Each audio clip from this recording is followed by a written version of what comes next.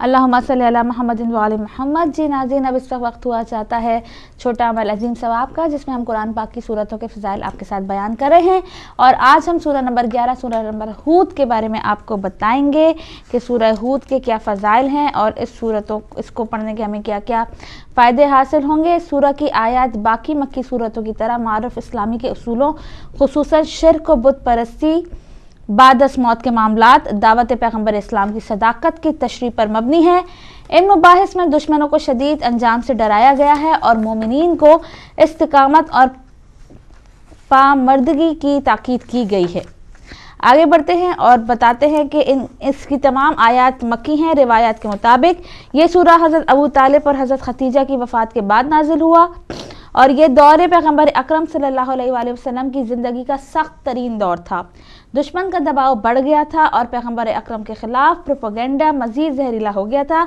इसलिए इस सूरह में इब्तिदा में ही ऐसे मज़ामीन हैं जो रसूल खुदा सल्लल्लाहु अलैहि वसल्लम और मोमिनीन की तसल्ली और दिलजोई का बाइस हैं। और इस सूरह की बेशतर आयात गुज़श्ता अंबिया के वाक़यात पर मुश्तमिल हैं, जिनमें ख़ास तौर पर हज़रत नूह काबिल ज़िक्र हैं, जो मोमिनीन की कम तादाद के बावजूद बहुत से दुश्मनों पर गालिब आए।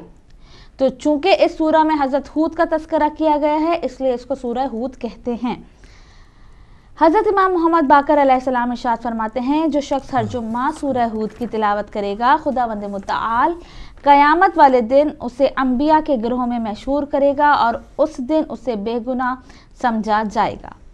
रसूल खुदा सल्लल्लाहु अलैहि वसल्लम ये इरशाद फरमाते हैं कि जो इस सूरह की तिलावत करेगा उसे हज़रत हूद और दूसरे अंबिया पर ईमान लाने और ना ईमान लाने वाले पूरी उम्मत की तादाद की मसावी अजर व सवाब मिलेगा और क़यामत वाले दिन शहीदों के दर्जे पर होगा और इससे आसान हिसाब लिया जाएगा।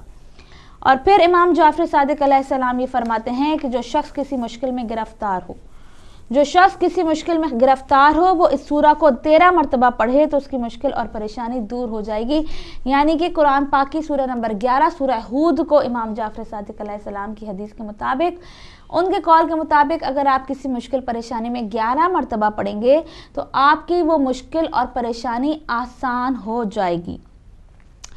फिर आप फरमाते हैं इमाम जाफ़र सादिक अलैहिस्सलाम ही कि जो भी उस सूरह को ज़ाफ़रान से लिखकर 3 दिन तक सुबह और शाम पिएगा तो इसका दिल कवी और ताकतवर हो जाएगा। देखिए, दिल कुव्वत क़ल्ब के लिए भी बेहतरीन है ये सूरह कि आप इसको लिखकर ज़ाफ़रान से लिखकर 3 दिन तक सुबह शाम पिएं। आप मुल्लाओं के पास जाते हैं, जी तावीज़ दे दे दिल के लिए, दिल ठीक नहीं है, दिल की बीमारी है, हार्ट की परेशानी है, फलाना है, ढमाका है, वो आपको लिख के देते हैं, आप बोतल में रखते हैं, आप वो पीते हैं। जब ये हदीस मौजूद है, अगर आपको कुछ हासिल करना है तो ज़ाहिर है मेहनत भी करनी है। जी हम कैसे लिखेंगे, हम तो नहीं लिख सकते। पाकिस्तान बल्कि एशिया में तो बहुत से ऐसे लोग आपको मिल जाएंगे कि मदरसे के बच्चे होते हैं जो बेचारे यतीम होते हैं। आपने बहुत से देखा है कि शिया यतीम खाने भी मौजूद हैं जहाँ बच्चे कुरान पाक पढ़ते हैं, हिफ्ज़ करते हैं। आप उनसे लिखवा लीजिए, अगर आप नहीं लिख सकते उनको कुछ हदिया दे दें, वो आपको लिख के दे देंगे। यहाँ पे भी कोई भी आपको लिखने वाला मिल जाएगा जो ज़रूरतमंद है, जिसको पैसे की ज़रूरत है। आप उसको बोलेंगे सही ज़ेर ज़बर पेश की सही से लिखे, ज़ाफ़रान से लिखे, फिर आप उसको पिएं। जैसा कि मौला ने फरमाया, लिखकर 3 दिन तक सुबह शाम पिएंगे तो उसका दिल कवी और ताकतवर हो जाएगा। हार्ट पेशेंट के लिए ये सूरह हमने बताई है। आगे बढ़ते हैं, अगली सूरह यूसुफ के बारे में आपको कुछ बताते हैं। ये सूरह मक्की है और इस सिलसिले में मुफस्सिरीन का कोई इख्तिलाफ नहीं है। अलबत्ता इब्न अब्बास से मरवी है कि इसकी 4 आयत, पहली 3 और 7वीं आयत मदनी है, लेकिन जब इन आयत को बाकी आयत के साथ रबत दें तो इसके मदनी होने का ज़्यादा जो है वो दिखाई देता है कि मदनी ज़्यादा है। अब जल्दी से इसके फ़ज़ाइल की तरफ आते हैं और इसमें हम सभी जानते हैं सूरह यूसुफ के बारे में कि हज़रत यूसुफ अलैहिस्सलाम की खूबसूरत और इबरत अंगेज़ दास्तान बयान की है इस सूरह में, हमने पढ़ी है और हम जानते हैं कि जो भी वाक़यात थे, अगर तर्जुमा देखें तो सब कुछ इस सूरह में बयान है। अच्छा जी, इमाम जाफ़र सादिक अलैहिस्सलाम फरमाते हैं कि जो सूरह यूसुफ की हर रोज़ या हर शब तिलावत करेगा तो अल्लाह ताला क़यामत वाले दिन उसे हज़रत यूसुफ के जमाल की मानिंद खूबसूरती में उठाएगा और क़यामत वाले दिन उसे कोई खौफ ना होगा और वो खुदा के साले बंदों में से होगा। और मज़ीद फरमाया कि ये सूरह तो रात में भी नाजिल हुआ है। फिर इमाम जाफ़र सादिक अलैहिस्सलाम फरमाते हैं कि जो इस सूरह को 3 दिन अपने घर में रखे, यानी कि सूरह यूसुफ को आप 3 दिन अपने घर में रखें। लिख सकते हैं, वेल एंड गुड, नहीं लिख सकते आप प्रिंट कर लें। 3 दिन अपने घर में रखें और फिर वहाँ से उठाकर घर की बाहर वाली दीवार में छुपा दें, तो कोई उस पर मुतला ना हो, यानी किसी को पता ना हो। आपने लिखी, 3 दिन घर में रखें और उसके बाद बाहर वाली दीवार पे आप छुपा दें। इस तरह से लगाएंगे किसी को नजर ना आए, तो बहुत जल्द किसी की तरफ से एक नुमाइंदा आकर उसे कारोबार की दावत देगा और उसकी तमाम हाजतें खुदा के हुक्म से पूरी होंगी। सूरह यूसुफ को 3 दिन लिखकर अपने घर में रखें और फिर वहां से उठाकर घर की बाहर वाली दीवार में लगा दें या छुपा दें कि कोई उसे देख ना सके, तो बहुत जल्द किसी की तरफ से एक नुमाइंदा आकर उसे कारोबार की दावत देगा और उसकी तमाम हाजतें पूरी होंगी। उसके बाद इमाम जाफर सादिक अलैहिस्सलाम फरमाते हैं, अगर इस सूरा को लिखे और फिर पानी से धोकर पिए तो खुदावंद मुताल आसानी के साथ उसे रिस्क और रोज़ी अता करेगा और उसके लिए खुदा की तरफ से रिस्क मुकर्रर हो जाएगा। इमाम जाफर सादिक अलैहिस्सलाम फरमाते हैं, जो शख्स इस सूरा को अपने पास लिख कर रखे, खुदा उसे बेहद कुव्वत और ताकत अता फरमाएगा, और जिसके पास ये सूरत तहरीरन मौजूद हो तो वो जंग में दुश्मन पर गालिब आएगा, यहाँ तक कि जो भी उसे देखेगा उसे खौफ खाएगा। बड़ी माजरत के साथ उसके बाद रसूल खुदा सल्लल्लाहु अलैहि वसल्लम ये फरमाते हैं, जो मुसलमान सूरह यूसुफ की तिलावत करेगा और अपने अहले अयाल को इसकी तालीम देगा तो अल्लाह ताला सकरात मौत के वक्त उसके लिए आसानी पैदा कर देगा। जी नाज़रीन, 2 सूरतों के फ़ज़ाइल आपके सामने हमने शेयर किए, सूरह हूद और सूरह यूसुफ। मुझे उम्मीद है कि आपने नोट कर लिए होंगे। इसके साथ चलते चलते एक बहुत छोटी सी बात और एक बहुत अच्छी सी फ़ायदे की बात आपको देते हुए चले जाएं, और वो ये है कि शैतानी वसवसों से अगर आपको बचना है तो रसूल अकरम सल्लल्लाहु अलैहि वसल्लम ने ये फरमाया है, जो शख्स हर रात अपने घर सूरह वन्नास की तिलावत करेगा, सूरह नास की तिलावत करेगा, वो वसवसों और जिनों से महफूज रहेगा। जो शख्स हर रात अपने घर में सूरह वन्नास की, सूरह नास की तिलावत करेगा तो वो जिनों और वसवसों से महफूज रहेगा। ये है आज का छोटा अमल अजीम सवाब। मुझे उम्मीद है आपने नोट किया होगा। बढ़ते हैं फारूक भाई की जानिब और सुनते हैं ताज़ा तरीन खबरें। जी बहुत शुक्रिया। और नाज़रीन, ताज़ा तरीन खबरों में सबसे पहले कुछ इस्लामिक और शिया किलिंग से मुतालिक भी खबरें हैं और गिरफ़्तारी से मुतालिक भी खबरें। एक खबर है गिरफ़्तारी की, भक्कर में शिया रहनुमा सफ़ीर शाहानी को पुलिस ने बगैर वजह बताए गिरफ़्तार कर लिया और अभी तक जो है उनके हवाले से कोई इतला नहीं है। पकड़ धकड़ और इस किस्म की डराओ धमकाओ की जो पॉलिसी है पुलिस की तरफ से वो अभी तक जारी है। और इससे पहले आपको पता होगा 10 मुहर्रम के बाद से बहुत से ऐसे इलाकों से जो बानियान मजालिस हैं या बानियान जुलूस हैं या सरगर्दा रहनुमा हैं शिया कौम के, उनको गिरफ़्तार किया गया। और पंजाब हुकूमत की तरफ से और ख़ास तौर पे राना सनाउल्लाह साहब की तरफ से खुली छूट है पुलिस को कि किसी भी ऐसी सरकर्दा शख्सियत को आप गिरफ़्तार कर सकते हैं। तो भक्कर में एक शिया रहनुमा को गिरफ़्तार किया गया है, जिस पर तमाम जो इलाकाई तंजीमें हैं वो सरापा एहतजाज हैं। और ये होना भी चाहिए कि बाकायदा FIR या वजह ज़रूर होती है कि किस वजह से आपको गिरफ़्तार किया जा रहा है, लेकिन यहाँ पर अफसोस के बाद के बहुत से जो मुजरम हैं और बड़े से बड़े मुजरम, उनके साथ तो मुज़ाकरात की बात हो रही है, और जो बेगुनाह अफराद हैं या ज़रा सा उनके लिए कौम के लिए कुछ उनकी खिदमात हैं तो वो उनको इस अंदाज में पुलिस की तरफ से टार्चर कर रहे हैं। अल्लामा राजा नासिर अब्बास साहब का एक बयान छपा है कि इमाम खुमैनी रहमतुल्लाह अलैह का इनकलाब सिर्फ ईरान के लिए ही नहीं था, शाम, फ़लस्तीन, पाकिस्तान और इराक़ की अवाम भी तालीमात से फ़ायदा उठा सकते हैं। तो बिल्कुल एक खुली मिसाल है इनकलाब ईरान हमारे लिए, और ऐसी सूरत हाल में कि जहाँ पर बिल्कुल बेरारवी थी, और पाकिस्तान जो इस वक्त उससे भी बहुत बदतरीन सूरत हाल थी 1979 से पहले, लेकिन 1979 में एक रहबर, एक रहनुमा की सूरत में हज़रत इमाम खुमैनी रहमतुल्लाह अलैह ईरानियों को नसीब हुए।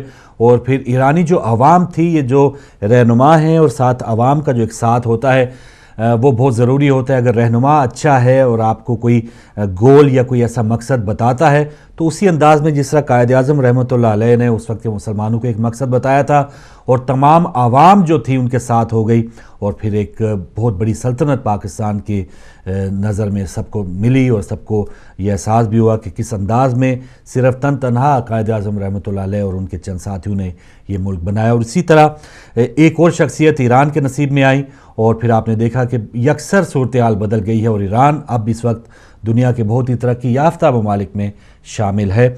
और यहाँ पर अलामा साहब जैसे बात कर रहे हैं कि ये सिर्फ ईरान के लिए ही ये इनकलाब नहीं थी, वो दर्स और वो उसी तरह की अगर सूरत हाल हम देखते हैं पाकिस्तान में है तो आवाम को उसी अंदाज़ में उठ खड़ा होना होगा जिस तरह ईरान की आवाम ने एक अपने रहनुमा का साथ दिया था। اور پھر ہم بات اپنے جب اگر پاکستان کی کرتے ہیں تو بہت افسوس کی بات ہے کہ اس وقت جو گیپ ہے، جو سیاسی خلا ہے قیادت کا، ہم بار بار یہی کہہ رہے ہیں کہ سیاست دانوں نے اپنا ان کا اصل روپ سامنے نظر آ گیا ہے۔ اسامہ بن لادن سے لے کے تمام جو دہشت گرد ہیں ان کی حمایتیں بھی جاری ہیں، اور جو ہماری جمہوریت پسند جماعتیں تھیں ان کا بھی آپ نے حال دیکھ لیا، اپنے اپنے صوبے انہوں نے بانٹے ہوئے ہیں، مذاکرات کی باتیں ہو رہی ہیں، اور بس یہی ہے کہ کوئی بھی ان حالات کو سدھارنے یا سنوارنے کے حوالے سے کوئی ٹھوس قدم نہیں اٹھا پا رہا۔ تو یہاں پر وہی بات آتی ہے کہ جو 4-5 کروڑ شیعہ عوام ہیں وہ پاکستان کی پوری تقدیر اور پورا ایک حلیہ بدل سکتے ہیں، اور اگر سیاسی ہماری مذہبی سیاسی شیعہ جماعتیں وہ بھی اپنے آپ میں یکجہتی کا مظاہرہ کریں اور جو یہ خلا ہے سیاسی قیادت کا وہ اسے پور کر سکتے ہیں۔ لیکن فی الحال ابھی تک ہمیں انتظار ہی ہے کہ ہم دیکھ تو رہے ہیں کہ رول ماڈلز ہمارے پاس ہیں اور دیگر ہمسایہ ممالک کی ہم مثالیں دے رہے ہیں، لیکن ہم نے کس انداز میں اس سے فائدہ اٹھانا ہے ابھی تک ہم اس سے بہت دور کھڑے ہیں۔ تو امید ہے کہ ان حالات سے ضرور ہماری قیادت جو ہے وہ فائدہ اٹھائے گی اور آگے کال دے کے، اور پھر عوام کا یہ فرض ہے، اور ہو سکتا ہے یہ بھی کچھ ہچکٹاہٹ ضرور ہو، کیونکہ رہبر یا کوئی بھی قائد جو ہے وہ اسی طرح یا اس وجہ سے ہی کامیاب ہو سکتا ہے کہ جب ان کے پیچھے ان کی عوام کھڑی ہوں۔ بہت سی کالز، بہت سے ثانیات ہوتے ہیں، لیکن چند مخصوص افراد کے علاوہ ہمارے جو جلوس ہیں، ہمارے جو احتجاجی دھرنے ہوتے ہیں اس میں بس وہی چند لوگ جاتے ہیں، لیکن کوشش یہی ہونی چاہیے جب ساری قوم کے حقوق کی بات ہو تو پھر یہ 4-5 کروڑ افراد جو ہیں، بلکہ یہاں تو ملین مارچ کافی ہوتا ہے کہ 10 لاکھ افراد جو ہیں اگر کسی سڑک پہ جمع ہو گئے تو ایک بہت بڑا ایک تاثر یا ایک بہت بڑا چینج لا سکتے ہیں حکومت کے دماغوں میں، یا بلکہ حکومت کو ہی وہ گرانے میں کامیاب ہو سکتے ہیں۔ لیکن یہاں پر ابھی 5 کروڑ افراد میں ہمیں کوئی ایسے 10 لاکھ افراد بھی نظر نہیں آ رہے، بدنصیبی ہے۔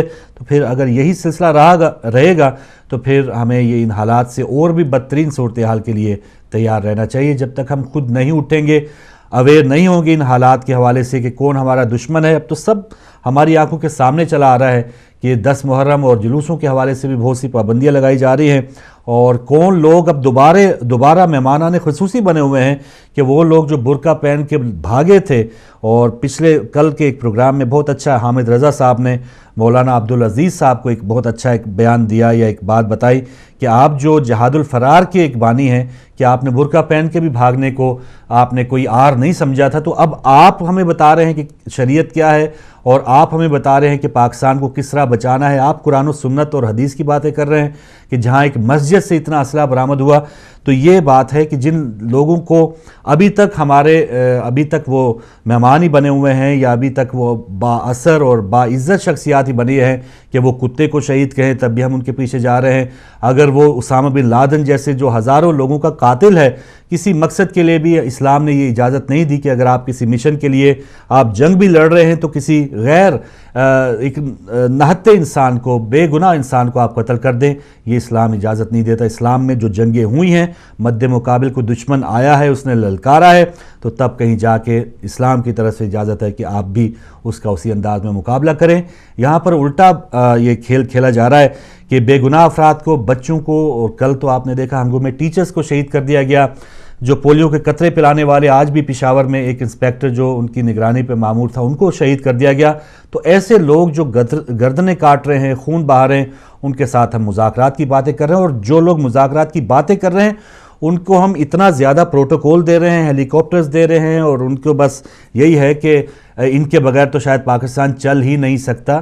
تو بس یہ ہماری سب کی بد نصیبی ہے کہ چند لوگوں کے ہاتھوں میں ہم کھیل رہے ہیں اور کھیلتے ہی چلے جا رہے ہیں۔ ابھی تک ہمیں ہوش اور حواس جو ہے ابھی نہیں آ رہا، پتہ نہیں خدا نخواستہ پاکستان اور پاکستانیوں نے ابھی ان لوگوں سے کتنا زیادہ نقصان اٹھانا ہے، تو تب کہیں جا کے ہمیں ہوش آئے گا، ورنہ جب تک یہی لوگ برقع پوش لوگ ہماری قیادت کرتے رہیں گے تو تب تک ہم ویسے کے ویسے ہی رہیں گے۔ ہمیں اٹھنا ہے تو پھر کسی مرد کے پیچھے، کسی انسان کے پیچھے، کسی جرأت مند کے پیچھے اٹھنا ہے، اور وہ چاہے ایک شہید کا چھوٹا سا بچہ ہی ہو، وہ ہمارے لیے لیڈر بن سکتا ہے، رہبر بن سکتا ہے۔ لیکن وہ جو بڑے بڑے لوگ ہیں، بڑے بڑے ایک بنے ہوئے مجسمے امن کے، کہ جو امن کی بات بھی کرتے ہیں اور ان کی مساجد سے اسلحہ نکلتا ہے، ایسے لوگ کسی کے رہنما، کسی کے رہبر کس طرح ہو سکتے ہیں، یہ ہم سب کو سوچنا چاہیے۔ آج سینٹ میں بہت اچھا بیان آیا اعتزاز احسن صاحب کی طرف سے. ان کا کہنا ہے کہ حکومت کی طرف سے مذاکراتی کمیٹی میں ایک خاتون، ایک اقلیتی رکن اور ایک فرد اہل تشیع سے بھی ہونا چاہیے تھا. ایسا لگتا ہے کہ طالبان سے مذاکرات کر رہے ہیں. تو اعتزاز احسن صاحب جو پیپلز پارٹی کے ایک رہنما ہیں، سینئر رہنما ہیں، انہوں نے یہ بات بالکل صحیح کی ہے کہ جو ایک نمائندگی ہونی چاہیے تھی. چلے اگر دہشت گردوں کے ساتھ کچھ مذاکرات ہو رہے ہیں تو یہ دیکھیں کہ مذاکرات کر کون رہا ہے. اور پچھلے دنوں عرفان صدیقی صاحب جو اس کمیٹی، جو حکومتی کمیٹی جس کا اعلان نواز شریف صاحب نے قومی اسمبلی میں کیا تھا، تو ان کا یہ کہنا تھا کہ ایسا لگتا ہے کہ ہم میں کوئی فرق ہی نہیں ہے. تو اعتزاز احسن صاحب نے تو یہ بعد میں کہا ہے، وہ خود اس چیز کا اقرار کر رہے ہیں کہ ایسا لگتا ہے کہ طالبان کی کمیٹی میں اور ہم میں کوئی فرق نہیں ہے. برملا اور اعلان انہوں نے یہ بات کہی تھی کہ ہم میں ایسا کوئی فرق نظر نہیں آ رہا، کہ اتنی مسالت اور اتنی گٹھ جوڑ نظر آ رہی ہے. تو پھر جب ہزاروں لوگوں کے جو قتل کرنے والے ہیں اور یہاں پر جو حکومت ہماری ان مظلوموں کی نگرانی کر رہی ہے کہ جو 56,000 شہداء کے ورثاء کی وہ نمائندگی کر رہے ہیں، تو پھر ان میں اور ہم میں اگر فرق ہی نظر نہیں آیا تو اس سے بڑی بدنصیبی اور کیا ہوگی. یہاں پر جو خواتین جو ہمارے پاکستانی آبادی کی 50% کم سے کم ضرور ہیں، وہ ہیں. پھر اقلیتی رکن جو ہیں، اس میں عیسائی ہیں، ہندو ہیں اور دیگر جو غیر مذہب کے افراد ہیں، ان کا بھی ایک رکن ہونا چاہیے تھا کہ ان کے کیا حقوق ہیں، ان کی کس انداز میں اس پورے دور میں قتل و غارت گیری کی گئی ہے. اور پھر اہل تشیع افراد میں سے ایک بندہ ضرور ہونا چاہیے تھا کہ وہ بتاتے کہ بھائی ہمارا کیا قصور ہے کہ ہم زیارت پہ جا رہے ہیں، یا ہمارا کیا قصور ہوتا ہے کہ ہم اپنی امام بارگاہ میں اپنی عبادت کر رہے ہیں. تو کون ہوتے ہیں آپ کہ ہمیں اس انداز میں منع کرنے والے یا دھماکے کرنے والے، یا ہم کافر کیسے ہیں، ہمیں پہلے یہ تو ثابت کیا جائے. تو یہ ضرور تینوں ارکان جیسے تینوں انہوں نے بتایا کہ یہ رکن ہونے چاہیے تھے. اور اعتزاز احسن صاحب کا یہ بھی بالکل سچ کہنا ہے کہ ایسا لگتا ہے کہ طالبان سے مذاکرات کر رہے ہیں. لیکن بد نصیبی ہے اعتزاز صاحب کے ادھر آپ تو ایسا کہہ رہے ہیں، لیکن زرداری صاحب جو ہیں وہ پتہ نہیں کس انتظار میں ہیں. وہ تو کہہ رہے ہیں کہ قدم بڑھاؤ نواز شریف، ہم تمہارے ساتھ ہیں. آپ کے جو صوبے میں جہاں پر اقتدار ہے، آپ کے یہاں سندھ فیسٹیول بھی ہو رہا ہے، ایسا لگ رہا ہے کہ موئن جو دڑو سے اور یہ پوری جو ایک خوشحالی ہے سندھ میں، اور کوئی اس میں قتل و غارت نہیں ہے. کراچی جو ہے وہ کہیں سنگاپور کے پاس واقع ہے، اس میں جو کچھ بھی ہوتا جائے. لیکن کراچی میں کراچی کے اگر حقوق کی بات کی جاتی ہے تو سب سندھ والے اٹھ کھڑے ہوتے ہیں. تو یہ بات ہے کہ قتل و غارت بھی سندھ میں ہو رہی ہے، سب کچھ بھی ہو رہا ہے. لیکن آپ ان مذاکرات کو صرف بیان کی حد تک نہیں ہونا چاہیے تھا. پچھلا دور بھی ہم نے یہی دیکھا کہ نواز شریف صاحب جی گو زرداری گو ریلیاں سب کچھ ہو گیا، ٹینٹ بھی لگے مینار پاکستان میں لوڈ شیڈنگ کے خلاف، وہ پنکھی لے کے آگئے شہباز شریف صاحب، سب ڈرامے بازی رہی. لیکن کسی نے بھی پراپر انداز میں اس حکومت کو گرانے کی کوشش نہیں کی. اور اس بار بھی جو اپوزیشن ہے، خورشید شاہ صاحب بھی اپنا بیان ضرور دیتے ہیں، بلاول بھٹو زرداری صاحب کے بیانات ہمیں بہت اچھے لگتے ہیں کہ وہ طالبان کی مذمت کرتے ہیں. لیکن اب کس چیز کا وہ انتظار کر رہے ہیں؟ اگر کال دیں اور پیپلز پارٹی واقعی ایک بڑی ملکی جماعت ہے تو پھر اس سے بدترین حالات کیا ہوں گے کہ طالبان سے مذاکرات کر رہے ہیں اور تمام جو دیگر جماعتیں ہیں وہ آپس میں بندر بانٹ اور آپس میں وہ کھیل تماشے کر رہے ہوں. آج بھی سندھ اسمبلی میں پچھلے 5 سال جو گیو اینڈ ٹیک رہا ہے ایم کیو اور پیپلز پارٹی کا، آج سندھ اسمبلی میں ایک شہادت کے خلاف ایم کیو ایم کے بہت سے ارکان نے، بلکہ سارے ارکان نے سندھ اسمبلی سے بائیکاٹ کیا. تو کیا فائدہ ہوا؟ پچھلے 5 سال کی جو آپس میں ان کا بھائی چارہ تھا، محبتی، عوام تو اسی طرح پس رہی ہیں، عوام تو اسی طرح لوٹ رہی ہیں، مر رہی ہیں. تو یہ پارٹیاں جو ہیں عوام کے لیے نہیں اٹھتی، نہیں کھڑی ہوتی. اپنے آپس میں جو مذاکرات ہیں کب ان کے بحال ہو جاتے ہیں، کب ٹوٹ جاتے ہیں، یہ کوئی بہتر نہیں جانتا. اگر اعتزاز صاحب کی پیپلز پارٹی میں بھی کوئی سے ہے، ہمیں تو یہ بیان بہت اچھا لگ رہا ہے، لیکن سے ہے تو ان کو یہ بات کرنی چاہیے. اور یہ صرف واک آؤٹ اسمبلی تک نہیں ہونا چاہیے، بلکہ پیپلز پارٹی کی طرف سے کال دینی چاہیے کہ بھائی آپ اٹھ کھڑے ہوں. یہ طالبان کے ساتھ ہم جو مذاکرات کا کھیل جاری ہے یہ ہمیں برداشت نہیں ہے، ہم انتظار نہیں کر سکتے. تو اس انداز میں اگر پارٹی کوئی بھی اٹھے گی تو عوام اس کے ساتھ ہوگی. جی، سندھ فیسٹیول کی ہم نے بات کر دی. فیسٹیول جاری ہے، غیر ملکی مہمانوں کی آمد کا سلسلہ بھی جاری ہے. تو سندھ جو ہے وہ اتنا کروڑوں روپے کا جو خرچہ ہو رہا ہے وہ پتہ نہیں کس کی جیب سے جا رہا ہے، بالکل وہ حکومت سندھ کی طرف سے ہی جا رہا ہے.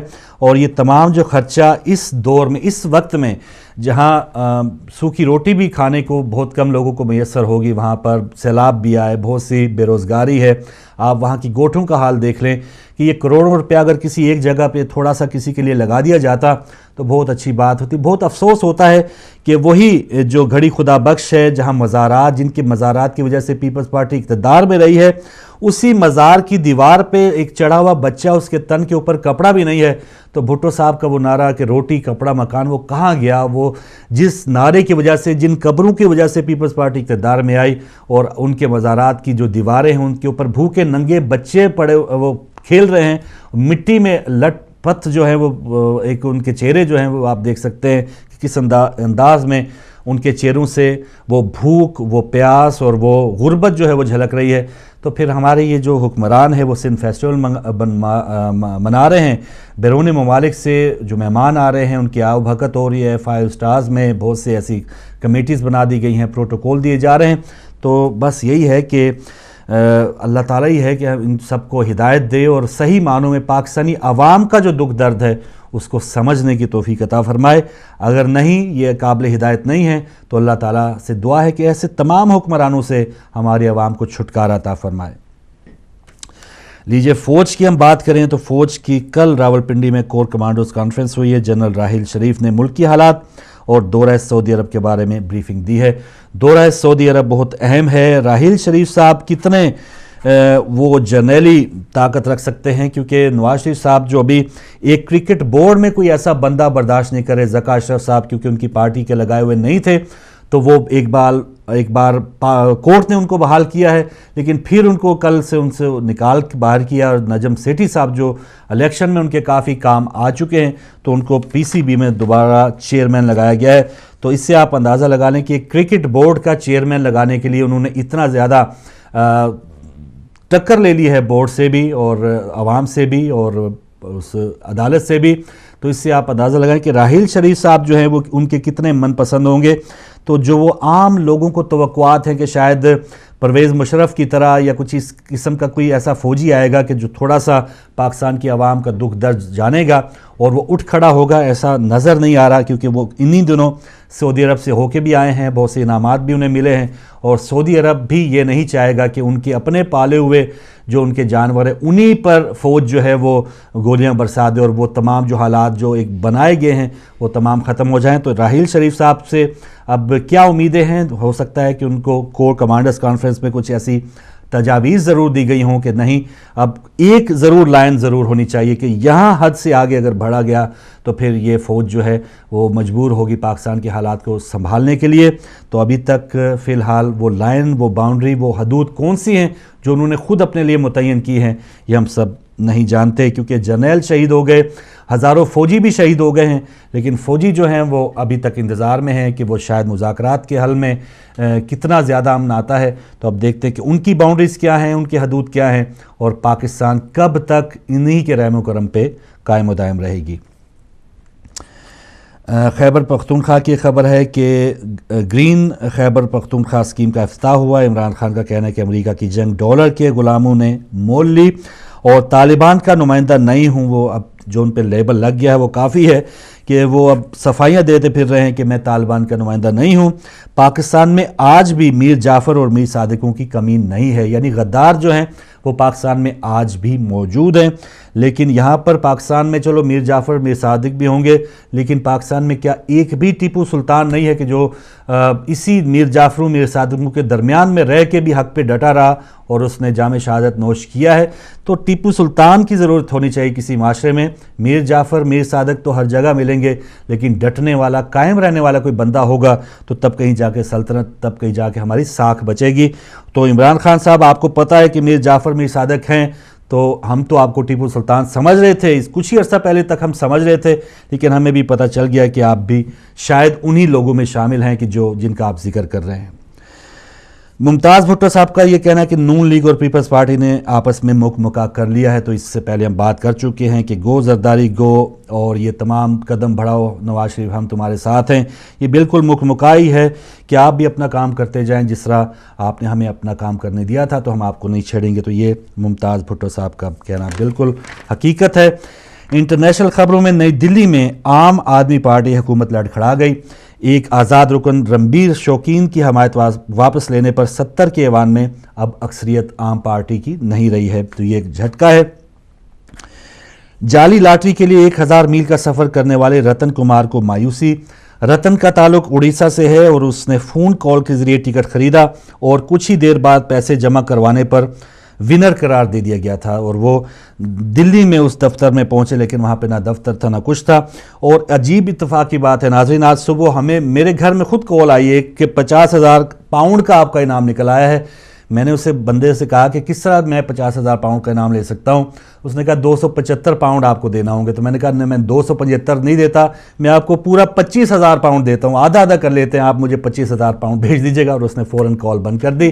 तो ये जो फ्रॉड है ये ना इंडिया पाकिस्तान में बल्कि पाकिस्तान और यहाँ यूके में भी मौजूद है। और यहाँ से ऐसे लोगों का हमने ख्याल रखना है। किस अंदाज़ में ये आम लोगों को लूट लेते हैं कि लीजिए जी इतना लाखों का आपका इनाम निकल आया है या ये फ़लाँ जगह पे आपका प्लॉट निकल आया है। तो इन नौबाजों से और नौसरबाजों से ज़रूर आप बच के रहिएगा। ओडिशा में कश्ती डूबने से 10 अफराद हलाक हुए, 90 अफराद को बचा लिया गया। और इंडियन ब्लाइंड क्रिकेट टीम का दौरा पाकिस्तान के लिए वीज़े मिल गए हैं। दौरे में 3 वनडे और 3 T20 मैचेस खेले जाएंगे। चलें, नाबीना से ही कोई टीम ज़रूर आई है पाकिस्तान में और वो मैचेस भी खेलेगी।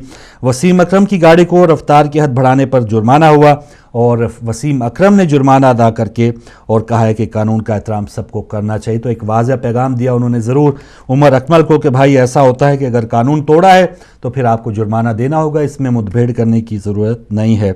सेठी साहब की मैंने आपको खबर पहले बता दी कि वो आ गए, अब पता नहीं वो क्या करते हैं। वो कार्ड पछाड़ और ये तमाम चीज़ें PCB में पहले भी हो चुकी हैं। तो ये खबरें थी। जल्दी से अब ब्रेक की तरफ हम जाएंगे जी। ब्रेक की तरफ हम जा रहे हैं नाज़रीन, और उसके बाद फिर जश्न से मुतालिक आपकी मुबारकबाद के पैगामात भी होंगे और फिर पहले जो सेगमेंट गुजरा उस पर भी बातें होंगी। ये छोटी सी ब्रेक के बाद।